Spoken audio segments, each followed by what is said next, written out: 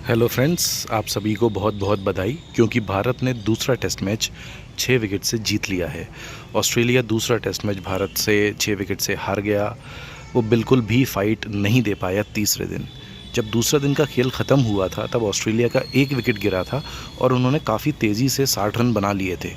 तो लगा ये था कि तीसरा दिन काफ़ी इंटरेस्टिंग होने वाला है और ऑस्ट्रेलिया कुछ अपर हैंड पर दिख रहा था। पहला टेस्ट मैच ऑस्ट्रेलिया बहुत बुरी तरह से नागपुर में हारा था और दूसरे टेस्ट में भी उन्होंने टॉस जीता। बहुत इंपॉर्टेंट होता है टॉस जीतना इंडिया में टेस्ट मैचेस में, क्योंकि आपको फोर्थ इनिंग्स में बैटिंग नहीं करनी पड़ती। और फिर उन्होंने एक रिस्पेक्टेबल स्कोर बनाया, 263 बनाया। उस्मान ख्वाजा ने एक अच्छी इनिंग्स खेली थी फर्स्ट इनिंग्स में। तो फिर लगा था कि ऑस्ट्रेलिया कुछ फाइट करेगा और फिर उन्होंने दूसरे दिन इंडिया के 7 विकेट गिरा दिए थे 139 पर, और उसमें सारे रिकॉग्नाइज बैट्समैन गिर चुके थे। तब लगा था कि यार ऑस्ट्रेलिया तो एक बड़ी लीड ले सकता है फर्स्ट इनिंग्स में और शायद वो इस सीरीज़ में वापसी करेगा, 1-1 स्कोर हो जाएगा। लेकिन फिर जैसा कि देखने में आता रहा है, इंडिया का लोअर ऑर्डर उसने फिर से बहुत अच्छी बैटिंग की। अश्विन ने और अक्षर पटेल ने ज़बरदस्त बैटिंग की। इनफैक्ट अक्षर पटेल ने भारत की तरफ से अकेली 50 मारी और ये नंबर 8 पर वो बैटिंग करने आए थे। तो फिर इंडिया ने 262 पर अपनी पहली इनिंग्स ख़त्म करी थी दूसरे दिन। तो यहाँ पर लगा था कि अब स्कोर इवन हो गया है, इंडिया को बिल्कुल भी लीड नहीं मिली है और अगर ऑस्ट्रेलिया 200 या 250 तक भी पहुँच जाएगा तो इंडिया के लिए बहुत मुश्किल होगा। और दूसरा दिन जब ख़त्म हुआ तो ये पॉसिबिलिटी थी, ऑस्ट्रेलिया का अपर हैंड था।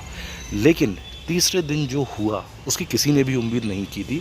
ना ऑस्ट्रेलिया के प्लेयर्स ने की होगी, ना इंडिया के प्लेयर्स ने की होगी, क्योंकि 62 फॉर 1 से वो 113 पर पूरी टीम आउट हो गई। एक ही सेशन में उनके 9 विकेट गिर गए। तो और सारे प्लेयर्स जो उनके आउट हुए वो स्वीप या रिवर्स स्वीप खेलते हुए आउट हुए। हाँ, एक लेबुशेन को आप बोल सकते हैं कि जो बॉल बहुत नीचे रह गई थी जडेजा की, तो वो उस पर गलत तरीके से आउट हुए, मतलब अनलकी बोल सकते हो। लेकिन फिर भी उसको भी अगर आप देखेंगे तो इंडिया में जब आप हैं तो आपको पता है कि बाउंस नीचा रहेगा, तो आपको अपने स्टम्प्स को कवर करना है। जितना हो आपको फॉरवर्ड खेलना है। आप जितना बैकफुट पे जाओगे आप एलबीडब्ल्यू या बोल्ड होने का चांस दे रहे हो। ये हर कोई जानता है, जो भी इंडिया में, चाहे वो सचिन तेंदुलकर हों, कोई भी हों, जितने भी बड़े प्लेयर्स रहे हैं, सुनील गावस्कर, उन्होंने टेक्निक्स बताई हैं कि इंडिया में स्पिन कैसे खेली जाती है। यहाँ तक कि माइकल क्लार्क, जो मेरे ख्याल से ऑस्ट्रेलिया के लास्ट बैटिंग ग्रेट थे स्पिन के अगेंस्ट, उन्होंने भी जब इंडिया में खेला था उन्होंने बताया था कि कैसे बैटिंग करनी होती है स्पिनिंग ट्रैक्स पे। लेकिन इस ऑस्ट्रेलिया की टीम में वो एक जज्बा, वो स्ट्रगल करने की टेंडेंसी की, वो कि जो एक है ऑस्ट्रेलिया को, जो आप जानते हो उनके ग्रिट के लिए, उनके डिटर्मिनेशन के लिए, वो पहले 2 दिन तो लगा, लेकिन तीसरे दिन वो बिल्कुल ही ख़त्म हो गया क्योंकि उन्होंने अपने विकेट फेंके। वो जो पहले मैच में हुआ था कि पिच से ज़्यादा वो अपने दिमाग में ही ये गेम को हार गए थे। उनको लगा ही नहीं कि मतलब कि वो डिफेंड भी करें या कोई और तरीका देखें।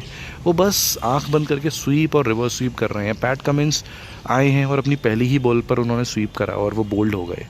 तो इस तरह से आप देखेंगे, नेथन लॉयन देखा हमने लास्ट विकेट, और जो भी गिरा उनके जितने भी बैट्समैन हैं वो सभी स्वीप करते हुए या रिवर्स स्वीप करते हुए आउट हुए। एलेक्स केरी बहुत ही ख़राब तरीके से देखिए वो जैसे आउट हुए।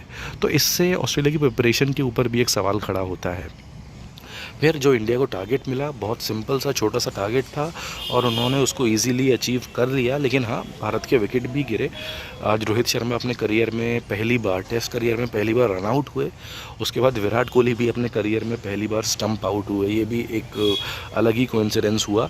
लेकिन फिर भी इंडिया ने 4 विकेट पर रन्स बना लिए जो भी उनको रिक्वायर्ड थे, और चेतेश्वर पुजारा के बैट से विनिंग रन्स निकले। तो ये बहुत फिटिंग था क्योंकि ये उनका 100 टेस्ट था। 100 टेस्ट में वो जीते और उन्होंने विनिंग शॉट लगाया। लेकिन ऑस्ट्रेलिया के लिए काफ़ी सारे सवाल हैं। जब भी कोई टीम इंडिया में खेलने आती है तो उसे पता है कि बहुत मुश्किल होने वाला है, लेकिन फिर भी वो प्रिपेयर करके आती है। और इस बार हर कोई बोल रहा था कि ऑस्ट्रेलिया शायद फाइट देगा, लेकिन लग नहीं रहा। पहले 2 टेस्ट मैच में उनके पास चांस था, उन्होंने कुछ उम्मीद दिखाई थी, लेकिन वो बुरी तरह से हारे हैं। 3 दिनों के अंदर दोनों टेस्ट मैच ख़त्म हुए हैं और तीसरा और चौथा टेस्ट मैच जिन वेन्यूज़ में है वहाँ पर तो वैसे भी इंडिया का रिकॉर्ड और बाकी टीम स्पिन के अगेंस्ट इतना फंसती हैं। अब तो लग रहा है कि उनके बैट्समैन में वो कॉन्फिडेंस भी जा चुका होगा।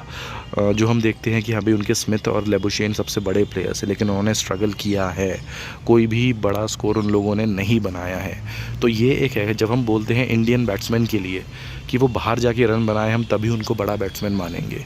तो यही क्राइटेरिया हमें सेना के बैट्समैन, ऑस्ट्रेलिया के बैट्समैन के लिए भी अप्लाई करना चाहिए। स्मिथ, लेबुशेन, ये भले ही आज इनको दुनिया का बहुत बड़ा बैट्समैन माना जाता है, डेविड वार्नर को, लेकिन इंडिया में आके ये लोग बुरी तरह से स्ट्रगल कर रहे हैं। इनको नहीं पता कैसे, मतलब आप कम से कम 100-150 बॉल तो खेलिए, कोई एक बैट्समैन खेले इतना तो वो रखे। जब पुजारा ऑस्ट्रेलिया जाते हैं तो वो 300 बॉल्स खेलते हैं, इंडिया के बैट्समैन खेलते हैं, लेकिन ये लोग बिल्कुल नहीं खेल रहे हैं।